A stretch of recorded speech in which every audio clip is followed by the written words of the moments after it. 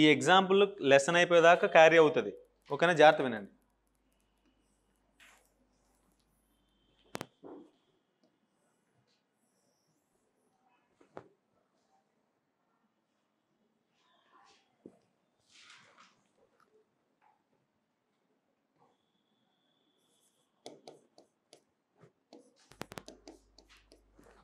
Servant heritage, dominant heritage. ఈ servant heritage ఎవరైతే పొసెషన్లో కానీ ఓనర్షిప్ కానీ కలిగి ఉన్నాడో వాడు సర్వియంట్ ఓనర్, డామినెంట్ ఓనర్. ఓకే,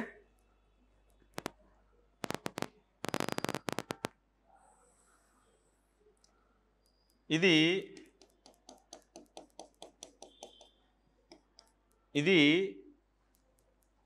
చూడాలి. ఇంకొకటి, ఇదంతా వాటర్, పాండ్, వాటర్ సంథింగ్, ఇదంతా అదర్ ప్రాపర్టీస్, ఇదంతా other properties. This is the road అనుకోండి, ఇది రోడ్డు. సేమ్ ఇక్కడ కూడా వేరే వాళ్ళ ప్రాపర్టీస్ ఉన్నాయనుకోండి.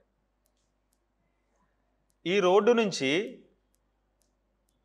నా ప్రాపర్టీలోకి నేను రావాలి అంటే, నా ప్రాపర్టీలోకి డామినెంట్ హెరిటేజ్, ఈ ప్రాపర్టీ ఏదైతే ఉందో డామినెంట్ హెరిటేజ్ అనేది ఇతని property, dominant owner.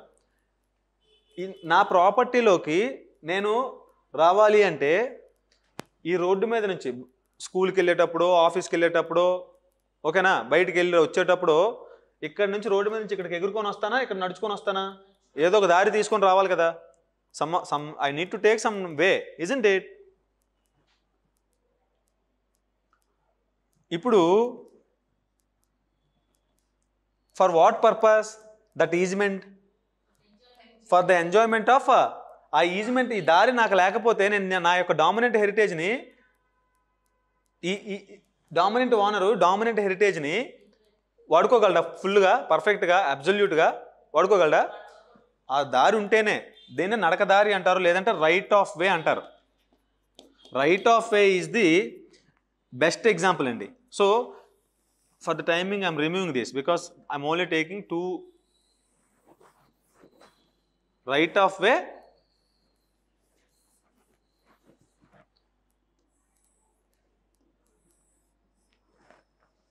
suppose for example ఇతను, సార్ నువ్వు ఇక్కడ ఉంది కదా, మీరు ఇటుపక్క కూడా రోడ్డు ఉంటుంది కదా, ఇక్కడ చెరువు ఉన్న, pond something whatever, lake or pond something, water is something or any other lands. ఇక్కడ నుంచి వీటిలన్నిటిని దాటుకొని ఇక్కడికి రావడం సింపులా, ఇక్కడ నుంచి ఇక్కడికి రావడం సింపులా? ఇక్కడ నుంచి ఇది ఒక్క బిల్డింగ్, ఇది ఒక్క ల్యాండ్ని తీసేసుకొని ఇక్కడికి వచ్చేస్తే తొందరగా ఈజీగా వచ్చేస్తాను. క్యాన్ సర్వేంట్ హెరిటేజ్ డామినెంట్ బాబు for the time being X Y అనుకోండి. ఎక్స్ వైని అడగొచ్చా? నువ్వు అటువైపు దారి ఉంది కదా, అటు నుంచి రావచ్చు కదా అని అడగొచ్చా? అడుగుతాడా? అర్థమైందా? ఎందుకు? He is exercising this right of way not for the purpose of disturbing the servient owners or servient heritage property. He is exercising the right of way for the purpose of better enjoyment of dominant heritage. ఇప్పుడు ఎవరిని dominate చేస్తున్నారు? Actually he is dominating for the purpose of right of way on him, isn't it? ఇప్పుడు right of way ఎవరు exercise చేస్తున్నట్టు? Dominant owner is the person who exerciser easement right. అర్థమవుతుందా? Suppose for example ఇతనికి ఈ నడకదారు, ఈ యొక్క వేలో ఇది కూడా ఎవరి ప్రాపర్టీది? సర్వియంట్ హెరిటేజ్ ప్రాపర్టీయే, కానీ better enjoyment of dominant. Suppose can servient owner exercises right of easement right against his own property. అర్థమైందా? క్వశ్చన్ అర్థమైందా? ఇప్పుడు ఇతను కూడా వస్తాడు కదా, ఇక్కడ నుంచి ఇంటికి, ఇక్కడ గేట్ ఉంటుంది, ఈ గేట్లో నుంచి తలుపు తీసుకుని ఇంటికి వెళ్తాడు. ఏదో ఒక ఇల్లు అనుకోండి, అంతేనా? స్థలం, ఖాళీ స్థలం ప్లస్ ఇల్లు అనుకోండి. Can he exercise easement right against his own property? అర్థమవుతుందా? అంటే జనరల్గా 90% ఆఫ్ ద కేసెస్లో one person exercising easement right on some others persons. One person who exercising right of easement is called dominant owner because he is dominating. By dominating, he is taking the easement right against some others property. ఇతని ప్రాపర్టీలో నుంచి యాక్చువల్గా అయితే అతని ప్రాపర్టీలోకి ఎవరు call పెట్టడానికి లేదు అతని permission లేకుండా. కానీ for the better enjoyment of the dominant heritage he is exercising easementary right against, though it belongs to he right of way belongs to whom? Servant owner. Despite of that he can exercise. Okay na? ఇప్పుడు did the dominant owner కి alternative వే ఏమైనా ఉందా? Alternative వే లేదు కాబట్టి exercising this. ఓకేనా? Suppose రేపొద్దున ఇది చెరువు మొత్తం ఎండిపోయి, చాలా జాగ్రత్త వినాలి, చెరువు మొత్తం ఎండిపోయి ఇక్కడే రోడ్డు వేశారు అనుకో, ఇతను ఇలా వెళ్ళి నాకు ఆల్రెడీ ఈజ్మెంట్ రైట్ ఉంది కదని చెప్పి ఇలా వచ్చి గేట్ తీసుకొని వెళ్తాడా? లేకపోతే ఇక్కడ నుంచి ఇక్కడికి వెళ్ళిపోతాడా ఇంటికి? అర్థమవుతుందమ్మా? అంటే ఏది బెనిఫిషియల్ ఎంజాయ్మెంట్ ఇది ఇతనికి? ఇక్కడి నుంచి రావడమా? ఏది ఆఫ్టర్ దిస్ ఇదే కదా బెనిఫిట్. అప్పుడు ఈజ్మెంట్ రైట్ ఉంటుందా? అవసరమా? వేరే వాడి ప్రాపర్టీలోకి వెళ్ళి వాడు తిట్టుకుంటూ మనల్ని అవసరమా మనకి? He can exercise directly, he can go to the his property.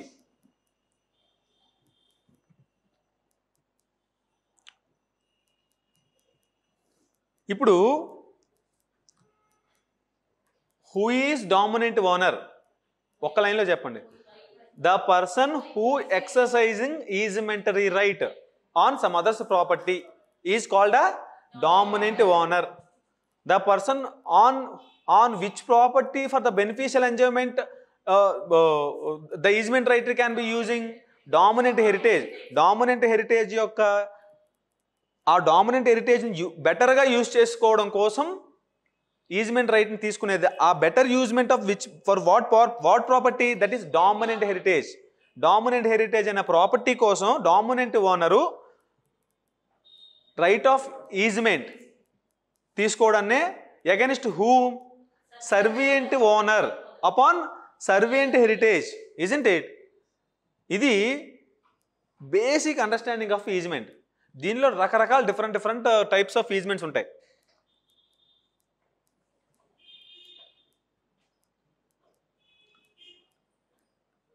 Dominant heritage ఈ యొక్క రైట్ ఆఫ్ ఈజ్మెంట్ని, ఈ రైట్ ఆఫ్ వే వాడుతున్నాడు కదా ఈజ్మెంట్ని. ఈజ్మెంట్ ఏంటి? ఈ రోజు నేను నడుస్తూ ఉంటే రేపు వచ్చేస్తుందా నాకు? Over a period of time అదే ప్రాపర్టీని అదే దారిలో అదే నడకదారిలో యూజ్ చేస్తూ ఉంటే ఒక రోజు అడ్డంగా వచ్చి వాడు నన్ను ఆ ఈజ్మెంట్ రైట్లో నుంచి నడవడానికి వీలు లేదు అని చెప్పకూడదు. నేను చెప్పిన ఎగ్జాంపుల్లో కంచె వేసినోడి పేరేంటి? డామినెంట్ ఓనరా సర్వెంట్ ఓనరా? సర్వెంట్ ఓనర్ వేశాడు అక్కడ మన ఎగ్జాంపుల్లో. Isn't it? నేను యూజ్ చేసుకుంటున్నాను డామినెంట్ ఓనర్గా because for my dominant heritage. Get my point? ఇప్పుడు ఇతను ఈ యొక్క వే ఎవరికి సంబంధించి? ఇక్కడ అతను యాపిల్ తోటలు, యాపిల్ చెట్లు, అన్ని రకాల చెట్లు వేసుకున్నాడు. వచ్చేటప్పుడు పోయేటప్పుడు చెట్లు నరికేసుకుంటూ వస్తున్నాడు వీడు. Can he do that?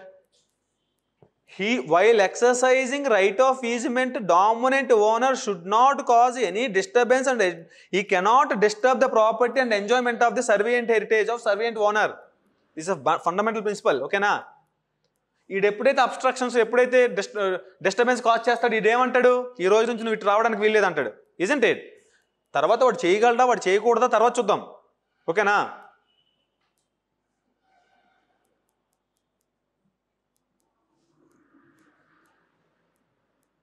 ఇప్పుడు నాకు బేసిక్ అండర్స్టాండింగ్ డెఫినేషన్ చెప్పండి. ఈజ్మెంట్ అంటే ఏంటో? Easement is a right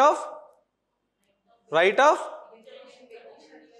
beneficial enjoyment of beneficial enjoyment of, whose right is that? Whose right is that? Beneficial enjoyment of dominant owner against the servient owner. చెప్పు, అదే to do or not to do or to prevent or continue to prevent అవన్నీ.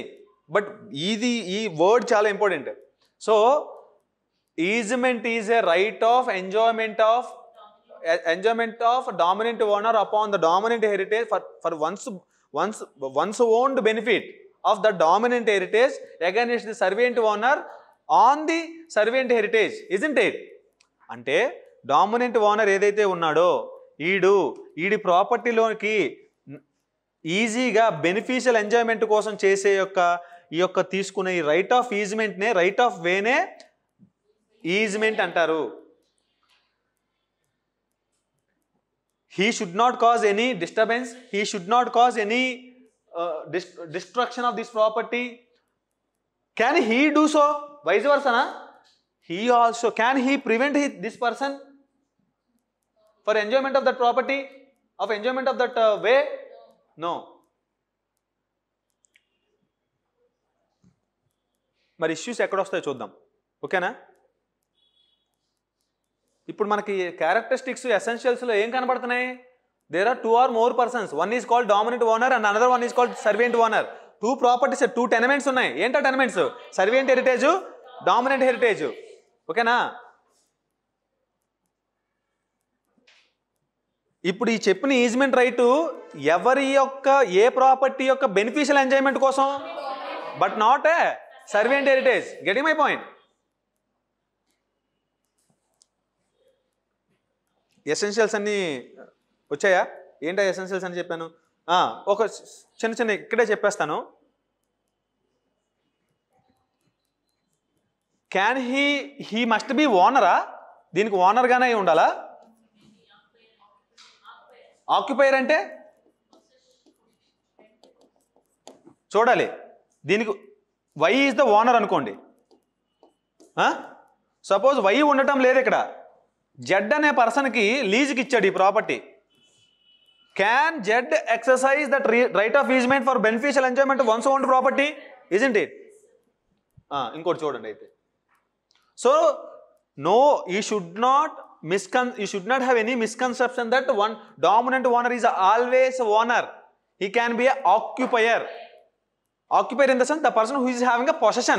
Getting my point? Law recognizing possession also. Occupier in the sense possession. Possession లో suppose user ఫ్రాక్చరీ మార్టగేజ్లో ప్రాపర్టీని కూడా తీసుకెళ్ళి పెడతారు కదా వాడుకోవడానికి. బ్యాంకులో మన డాక్యుమెంట్స్ పెట్టడం అనేది సమ్ అదర్ మార్టగేజ్ అది.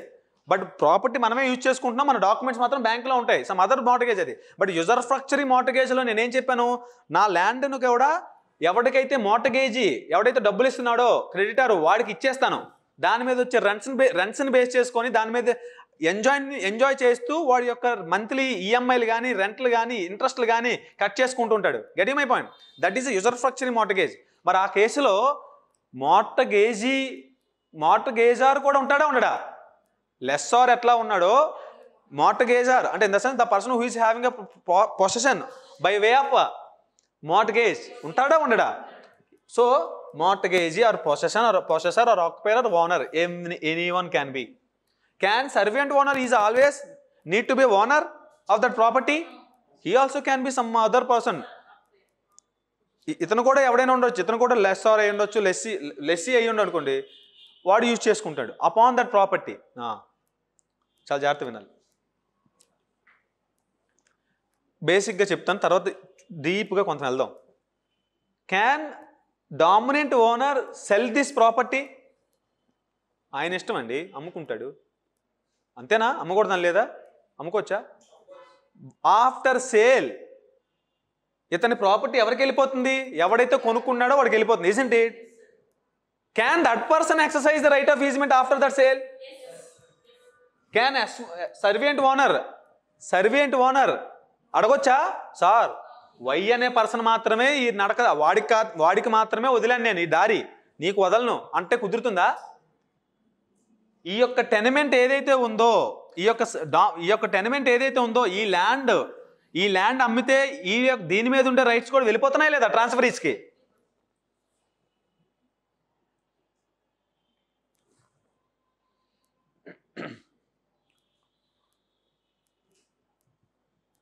చూడాలి.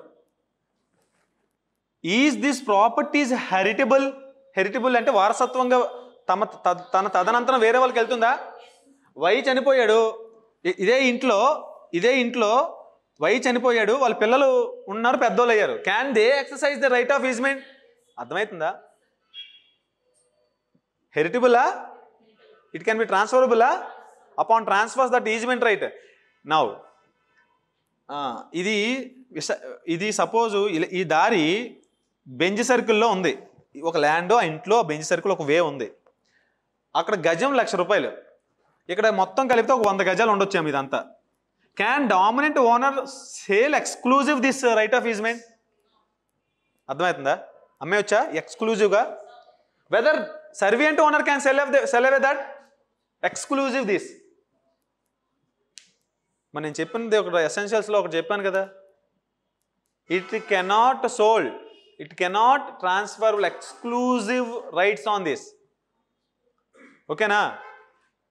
సర్వేంట్ ఓనర్ ఎక్స్క్లూజివ్గా ఇది అమ్మడానికి లేదు. ఒకవేళ he want to sell this property entirety, ఓకేనా, upon the transfer can servant owner after make a sale are the new purchaser can make any conditions on the dominant owner?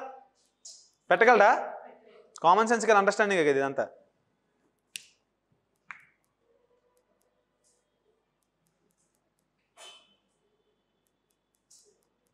చూద్దాం, ఇంటర్కేసెస్ అని చూద్దాం. ఓకే, ఇది అర్థమైందా? Just kinds of ఈజ్మెంట్స్.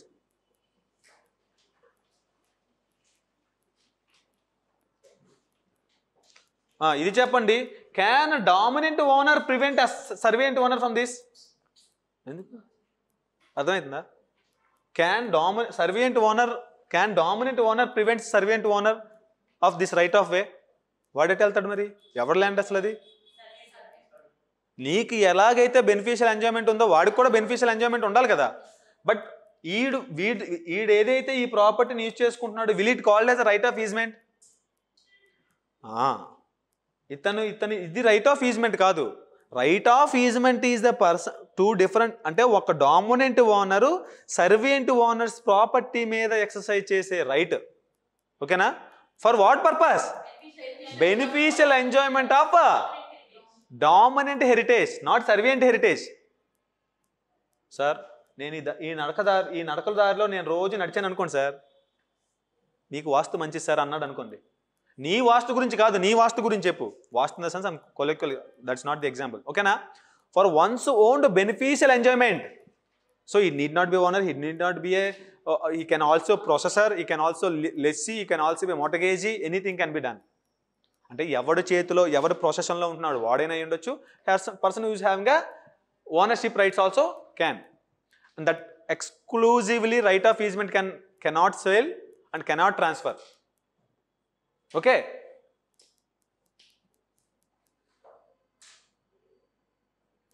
చూద్దాం ఒకసారి, just రాసుకోండి ఒకసారి.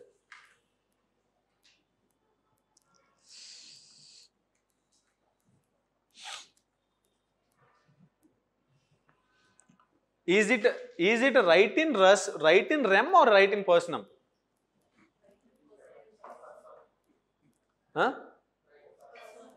ఆ రైట్ ఎవరి మధ్యన?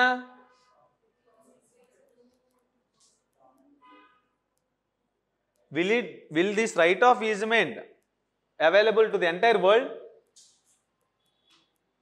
It is only available to the whom? Dominant owner. So it is called as a right in personam. It between both servant owner and dominant owner. చాలా ఇంటర్కేసెస్ ఉంటాయి ఇందులో. ఓకేనా? Just take a notes. Types. There are 5 classifications. One is continuous. Types ఏంటంటే continuous, discontinuous, apparent, non apparent easement by necessity. Apparent, non apparent easement by necessity.